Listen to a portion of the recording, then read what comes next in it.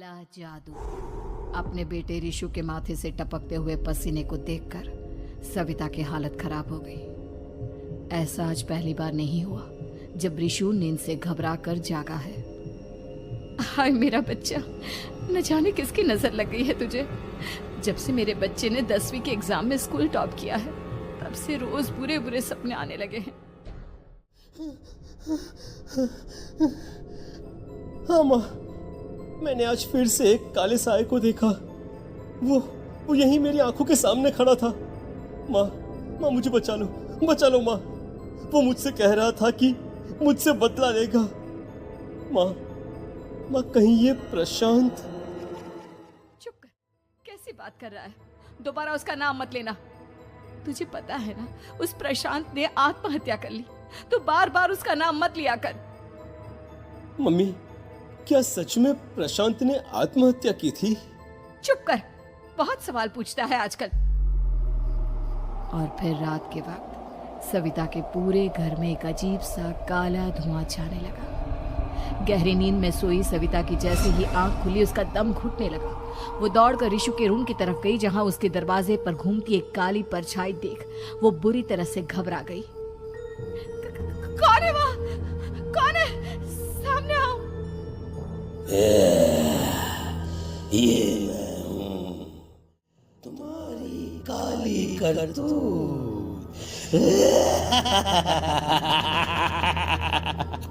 और अब मैं तुम्हारे बेटे को ले जाने आया हूँ। नहीं, मेरे बच्चे को छोड़ दो प्लीज। मेरे रिशु को कुछ मत करना। वो परछाई रिशु के कमरे में घुस जाती है। सविता भी उसके पीछे पीछे दौड़ कर जाती है और देखती है कि अब वो साया साफ नजर आ रहा था। वो सर से पैर तक खून में सना हुआ था और उसके शरीर के सारे अंग कटे फटे हैं। क्या चाहिए तुम्हें? तुम जो बोलोगे मैं करूंगी, लेकिन मेरे रिशु को छोड़ दो।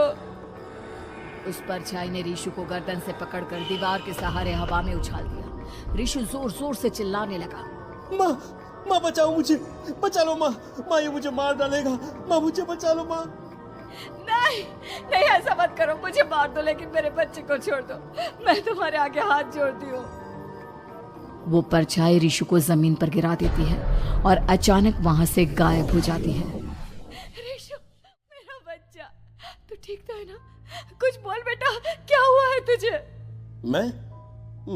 मैं ठीक हूँ माँ। क्या हुआ था यहाँ पर? कुछ नहीं बेटा, कुछ नहीं। तू परेशान मत हो। हम कल ही गांव के बाहर जो तांत्रिक महाराज रहते हैं उनके पास चलेंगे। ठीक है माँ, हम जल्द ही उनके पास चलेंगे। मुझे बहुत डर लग रहा है माँ।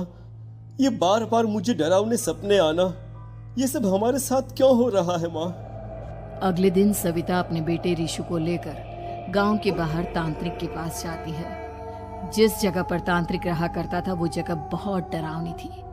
चारों तरफ कंकाल और खूब भूतियां नजर आ रही थी। गांव से दूर वीराने में उस जगह पर जोर से आंधी चल रही थी। रिशु ने डर कर अपनी माँ का हाथ पकड़ लिया। माँ मुझे बहुत डर लग रहा है। ये कैसी जगह है? देख बेटा, हमारे साथ जो कुछ भी हो रहा है उसका इलाज सिर्फ और सिर्फ ये तांत्रिक महाराज ही बता सकते हैं। अब यही है जो हमें प्रॉब्लम से बाहर निकाल सकते हैं। जैसे ही सविता और रिशु तांत्रिक की झोपड़ी के अंदर पहुंचे, वहां का नजारा देखकर उनकी आंखें फटी की फटी रह गई। तांत्रिक की झोपड़ी के अंदर कई सारे लोग अपनी गर्दन घुमा घुमा कर जोर जोर से चीख रहे थे। कौन हो तुम और यहाँ क्यों आई हो? महाराज, मेरे बेटे को कुछ दिनों से एक डरावनी काली परछाई नजर आती है और कल रात उसने मेरे बेटे पर हमला भी कर दिया।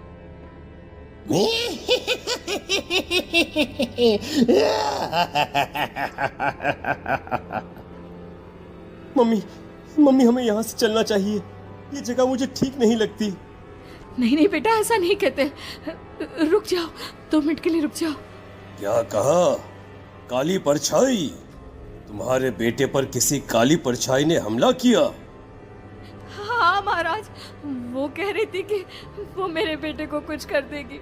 कोई उपाय बताइए महाराज, मेरे बेटे के साथ कुछ गलत नहीं होना चाहिए। तुमने किसी दूसरे के साथ गलत किया है। तो तुम्हारे साथ भी गलत होकर ही रहेगा। तुमने किसी की जान ली है, किसी को मार डाला है तुमने। नहीं महाराज, मैंने ऐसा कुछ नहीं किया। मैंने किसी की जान नहीं ली। मुझे कोई उपाय बताइए। लगता है तुम इतनी आसानी से नहीं मानोगी। मैं तुम्हें अभी उस काली परछाई से मिलवा देता हूँ और वही सारा सच तुम्हारे सामने लेकर आएगा। सविता और ऋषु ने डर के मारे अपनी आंखें बंद कर ली। तभी अचानक तांत्रिक की झोपड़ी में अजीबोगरीब आवाजें गूंजने लगी। सविता और ऋषु बुरी तरह से कांप रहे थे। आंखें खोलो और अपने सामने देखो। क्या यही है वो जिससे तुम कल रात को मिली थी? बताओ मुझे। हाँ, इसने कल रात मेरे बेटे के ऊपर हमला किया था। ये उसी लड़के की भटकती हुई आत्मा है जिसे कुछ दिन पहले तुमने मार डाला था। मम्मी ये महाराज क्या कह रहे हैं? क्या सच में आपने किसी की जान ली है, किसी को मार डाला है? अगर हाँ तो बताइए ना मम्मी, किसको मारा है आपने? किसको? तुम्हारी माँ इतनी आसानी से सच नहीं बताएगी बेटा। इसने एक बच्चे की जान ली है। कहीं उसका नाम प्रशांत तो नहीं महाराज? वो मेरा दोस्त है, मेरा मतलब मेरा पड़ोसी है। सही पहचाना। देखा सविता, तुम्हारा खुद का बेटा भी जानता है कि तुमने किसी के प्राणों की बलि चढ़ा दी और इसीलिए अब उसकी बुरी आत्मा तुम्हारे घर में भटकती है। मुझे माफ कर दीजिए महाराज, मुझसे बहुत बड़ी गलती हो गई। प्रशांत हमारे पड़ोसी का बेटा था। हर बार उसके नंबर मेरे बेटे से ज्यादा आते थे और इसलिए मैंने उसके कमरे के बाहर काला जादू किया था, पर मुझे नहीं पता था कि वो मर जाएगा। तुम्हारे उसी काले जादू वाली गुड़िया के अंदर एक बुरी आत्मा थी जिसने उस बच्चे के दिमाग पर बुरा असर कर दिया और उसी की वजह से उस लड़के ने अपनी बालकनी से कूदकर आत्महत्या कर ली। इसकी वजह सिर्फ और सिर्फ तुम हो, तुम। नहीं महाराज, जो कुछ भी हुआ मुझे नहीं पता था कि प्रशांत अपनी जान दे देगा। प्रशांत की आत्मा इस वक्त तुम्हारे सामने खड़ी है, हमसे बात करना चाहती है। बोलो क्या कहना चाहते हो? मैं जीना चाहता था, बड़ा होकर कुछ बनना चाहता था। आपके बेटे से मुझे कोई परेशानी नहीं थी। अरे वो तो मेरा अच्छा दोस्त था। मुझे माफ कर दो बेटा, मुझसे बहुत बड़ी गलती हो गई, मुझे माफ कर दो। माफ करने से मुझे वापस जिंदगी नहीं मिल जाएगी। मेरे माँ बाप आज भी मेरे लिए रोते हैं। आपने मेरे साथ बहुत गलत किया है, बहुत गलत। और तभी अचानक प्रशांत की आत्मा वहां से गायब हो जाती है। सविता जोर जोर से रोने लगती है। सुन लिया तुमने? ये तुम्हारे अपने ही किए हुए पाप हैं जो इस तरह से तुम्हारे सामने आ रहे हैं। माँ, ये आपने अच्छा नहीं किया। सिर्फ 10th बोर्ड के एग्जाम में मैं टॉप कर पाऊं, इसलिए आपने मेरे दोस्त के ऊपर काला जादू कर दिया। नहीं मम्मी, नहीं, अब हम कभी खुश नहीं रह पाएंगे, कभी नहीं। मेरे दोस्त की आत्मा को कभी शांति नहीं मिलेगी मम्मी, कभी नहीं। लेकिन मैंने जो कुछ भी किया सिर्फ तुम्हारे लिए किया। वो लड़का हमेशा फर्स्ट पोजीशन पर आ जाता था और इस वजह से हमेशा तुम्हारे मार्क्स कम पड़ते थे। मैंने तो सिर्फ उस पर एक छोटा सा काला जादू किया था बेटा। मुझे क्या पता था कि उसका ये नतीजा निकलेगा। जिस गुड़िया को तुमने उस लड़के के कमरे के दरवाजे पर लगाया था, दरअसल उसके अंदर एक बुरी आत्मा का प्रवेश हो गया था, जैसा कि अक्सर काला जादू करते समय हो जाता है। मुझे अपनी गलती का एहसास हो गया है। मैं प्रायश्चित करना चाहती हूँ। आप बताइए मैं क्या करूँ? प्रशांत के घर जाकर उस काली गुड़िया को वहां से निकालकर यहाँ लेकर आओ। मैं उसे आग में जलाकर राख कर दूंगा और उसके बाद प्रशांत की आत्मा को हमेशा के लिए मुक्ति मिल जाएगी। अगली रात सविता चुपचाप अपने पड़ोसी प्रशांत के घर जाती है। प्रशांत के माँ बाप प्रशांत की मौत के बाद उस घर को छोड़कर हमेशा के लिए वहां से चले गए थे। जैसे ही सविता उस घर के अंदर कदम रखती है, उसका सामना अजीबोगरीब हैवानियत से भरी आवाजों से होने लगता है। ऐसा लग रहा था जैसे कोई बुरी तरह से चीख रहा हो। सविता जैसे ही प्रशांत के कमरे के बाहर पहुंचती है, वहां पर लटकी हुई गुड़िया के शरीर से खून टपकने लगता है। ये क्या हो रहा है? इस गुड़िया के शरीर से खून क्यों टपक रहा है? सविता हिम्मत करते हुए उस गुड़िया को वहां से उतारने की कोशिश करती है, लेकिन तभी अचानक से बहुत भयानक दिखने वाली औरत उसकी आंखों के सामने आकर खड़ी हो जाती है।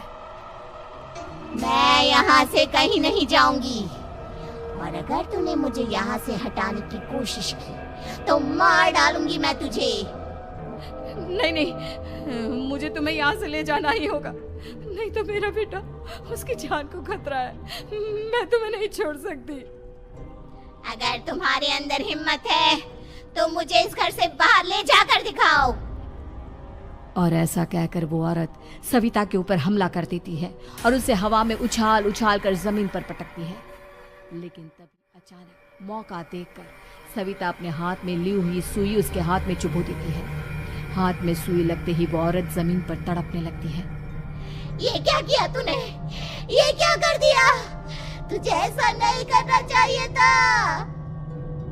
तांत्रिक ने मुझे कहा था कि तुझसे जीतने का सिर्फ यही एक तरीका है जिससे मैं अपने पापों का प्रायश्चित कर सकती हूँ और अपने बेटे की जान बचा सकती हूँ। और उसके बाद वो डरावनी दिखने वाली औरत एक छोटी सी जादुई गुड़िया में तब्दील हो गई और सविता ने उसे ले जाकर तांत्रिक को दे दिया। तांत्रिक ने जादुई गुड़िया को